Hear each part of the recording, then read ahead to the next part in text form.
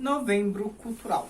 Olá pessoal, tudo bem? Eu sou a Carmen e hoje eu vou mostrar tudo que eu li, que eu recebi, comentar o que eu assisti em novembro. Como sempre, eu pedi para você se inscrever neste canal, caso ainda não seja inscrito, que me siga no Instagram, Kiwi do Mundo. Pedi também para que você curta, comente e que veja as opções para membros, que é membro tem conteúdo exclusivo toda semana. Eu li 6 livros neste mês de novembro, esse mês que se encerrou. Como sempre, começando pelo que eu li aqui no Kindle. Eu li 40 Dias, da Valéria Rezende. A história é a seguinte, é uma professora lá do Nordeste, acho que é da Paraíba. Tem a filha já adulta, casada, que mora no Sul, um genro no Sul. Essa filha é engravida e quer que a mãe vá lá pro Sul para ficar com ela, para cuidar, ficar com ela nessa fase da vida, né, gravidez e tal.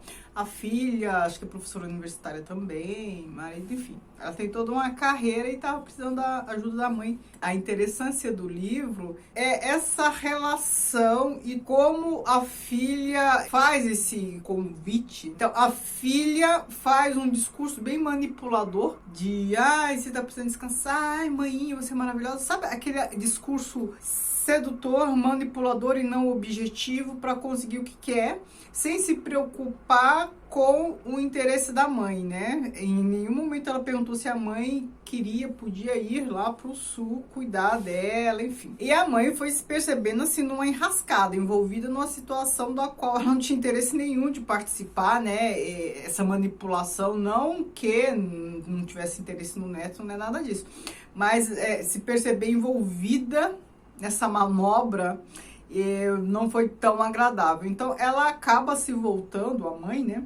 Acaba se voltando para um diário que ela começa a escrever ali com seus pensamentos e tal. O outro que eu li aqui foi Necropolítica, do Achille Mbembe, mesmo autor de Crítica da Razão Negra, que eu tenho aqui, mas ainda não li. Aqui neste livro é um pensador, como eu disse, é um pensador camaronês que reflete sobre a situação do negro, das políticas todas voltadas para essa questão da inserção do negro, ou melhor, da exclusão do negro, né? Ele trata mais, principalmente necropolítica, ele trata mais da exclusão. E pelo próprio termo, né, necropolítica, a gente já sabe quais corpos que são assassinados, quais corpos que são excluídos, né? E isso faz parte de um projeto político muito bem engendrado. O outro que eu li aqui, do Érico Veríssimo, novamente li um livro dele, chama Olhai os Lírios do Campo, um dos títulos mais lindos da literatura brasileira. Eu comecei a ler este livro, eu já conheci a sinopse da história, comecei a ler de maneira despretensiosa, porque o livro é despretensioso, mas ele me agradou mais do que eu havia imaginado. Aqui é a história do Eugênio, um rapaz pobre, né, que vive lá no Sul, no Rio Grande do Sul. Ele é pobre, né, veio de uma família simples e tal, e ele não gosta dessa condição. Então, assim, ele sofria bullying na escola por estar com roupa rasgada e tal, e ele não gosta dessa condição, ele até se irrita com o pai, porque ele acha o pai fraco, né, então ele não consegue amar o pai, que embora se esforçasse para mantê-lo naquela condição de estudante e tal, com muito sacrifício, ele não admirava o pai por achar o pai fraco. Aí ele adulto, ele faz medicina, ele tem uma colega de faculdade, a Olivia, com quem ele se envolve, tem um relacionamento e tal, mas como esse estigma de ser pobre o incomoda, ele acaba se casando com uma moça rica. Quando a gente lê ou vê sinopse assim, você pensa, nossa, isso é enredo de novela da Globo, ele é daquele tipo arrivista, que faz tudo para conseguir o que quer, tal.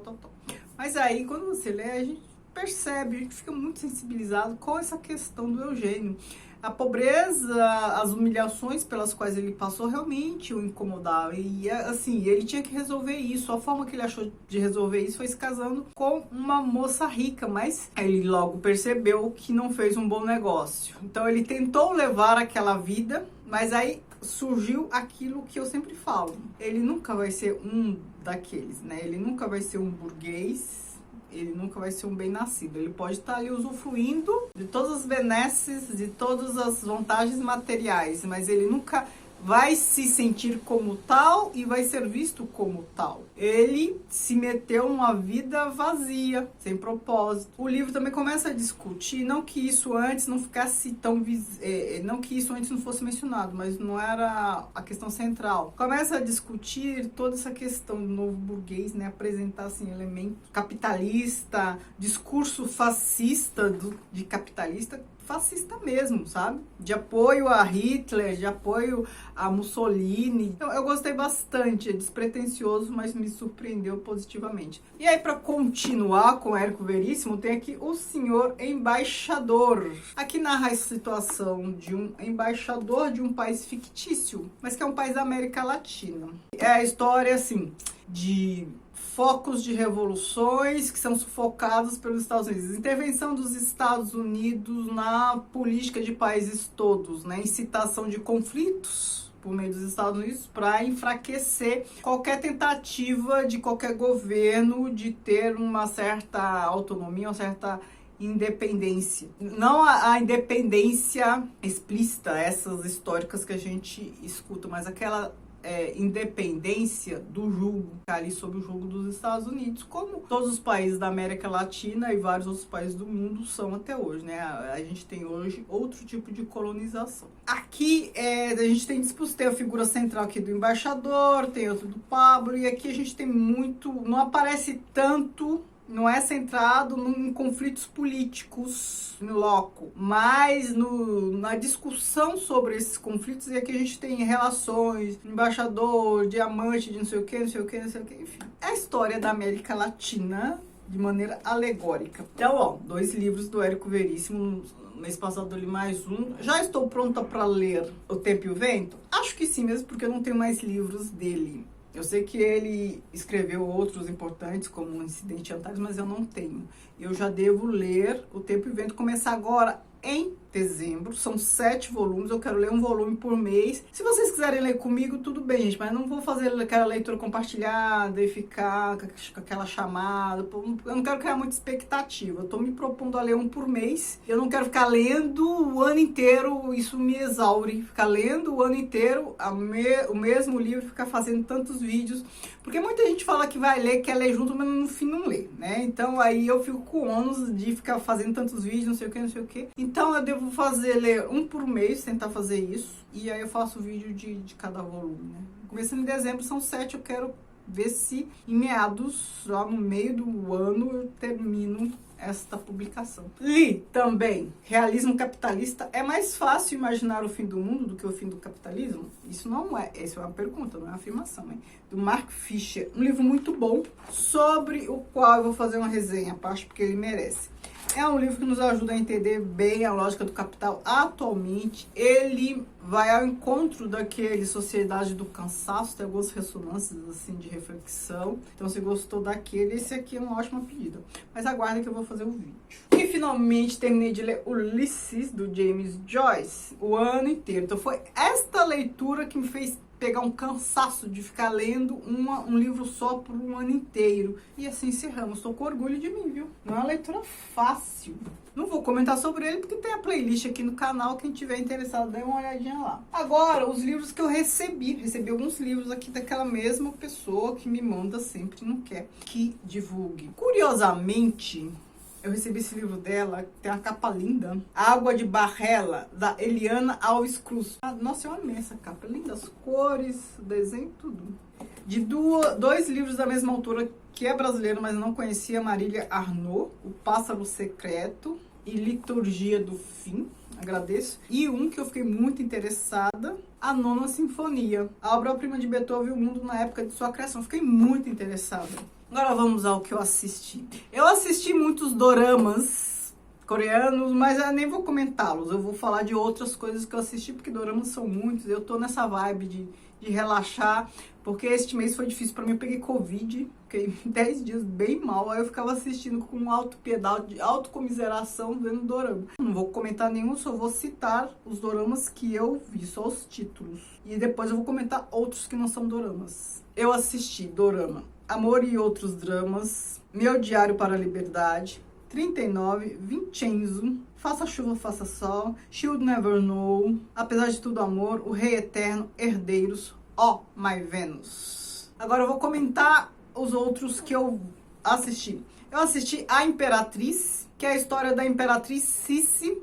É uma temporada, 6 episódios, mas vai ter continuação. Vai ter continuação por quê? Porque tudo indica isso, não só porque indica, porque a história dela não tá toda ali. Mal, a parte menos interessante da história dela está nessa primeira temporada. Então, imagino que tem muito por vir. Eu conheço a história dela por quê? Porque quando eu viajei para a Áustria, eu visitei lá o palácio onde ela viveu, eu vi museu, eu acabei descobrindo a história dela. Aí eu viajei, nessa mesma viagem que fiz pro leste europeu, uns anos atrás.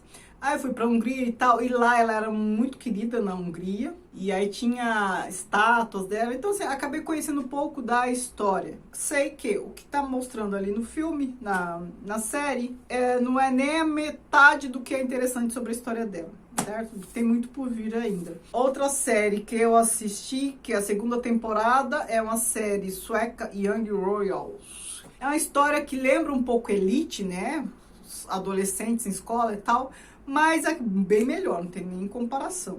Então, aqui é a história do príncipe herdeiro que gosta de outro garoto lá, mas tem toda aquela discussão da descendência, como ele pode ser homossexual gay, se ele vai herdar a coroa, e tem a questão da descendência, como é que fica, enfim. Então, na primeira temporada, ele tinha um irmão mais velho, ele era o segundo filho, que herdar a coroa, então não havia tanto problema assim. Agora, depois, só que o irmão sofreu um acidente, morreu, e ele acaba sendo herdeiro, aí a homossexualidade dele acaba sendo um problema para a coroa por conta disso. Aí, interessante. E, pelo jeito vai ter continuação também, vai ter mais temporadas, porque do jeito que termina, fica aquele suspense e vai ter continuação. Filme, eu vi 3 filmes, um na Netflix e 2 na Amazon Prime. Filme da Netflix, O Milagre. Produção inglesa, no século, acho que 19, uma enfermeira vai lá para uma cidadezinha, tem uma garota, acho que uns 12 anos mais ou menos, que está não sei quantos dias sem comer e tá vivendo. E aí a comunidade ali já tá falando que é milagre, e aí já começa a ter peregrinação ali,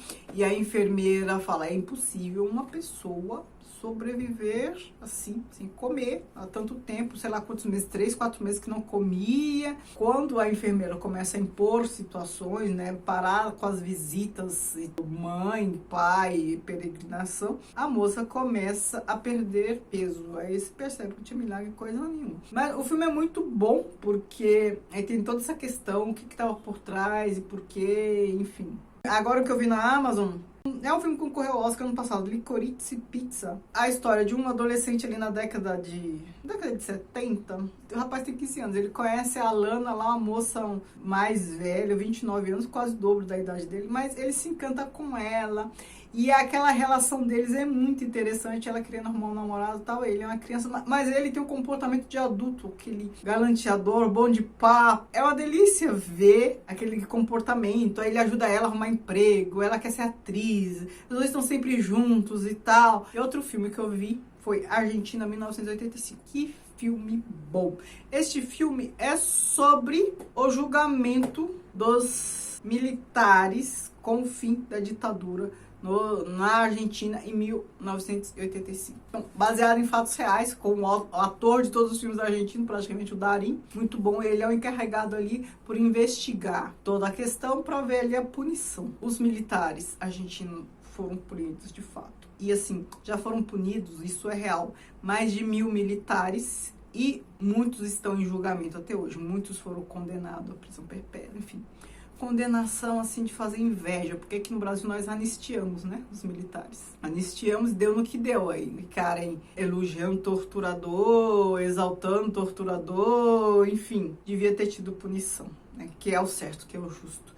Agora o que eu quero indicar para vocês? Um vídeo do YouTube, a participação da Conceição Evaristo num programa, num evento que é de uma biblioteca lá no Rio, um canal sobre uma biblioteca aqui. E eles têm um quadro que convida uma pessoa, no caso é a ilustre Conceição Evaristo, que ela escolhe e comenta 10 livros essenciais para a formação dela. Eu vou deixar o link aqui embaixo para vocês darem uma olhada. Então, em suma, foi isso. Me diga o que vocês já leram disso tudo, já assistiram disso tudo, o que vocês fizeram de boa aí no mês de novembro, que eu vou adorar saber. Obrigada, beijos e tchau, tchau.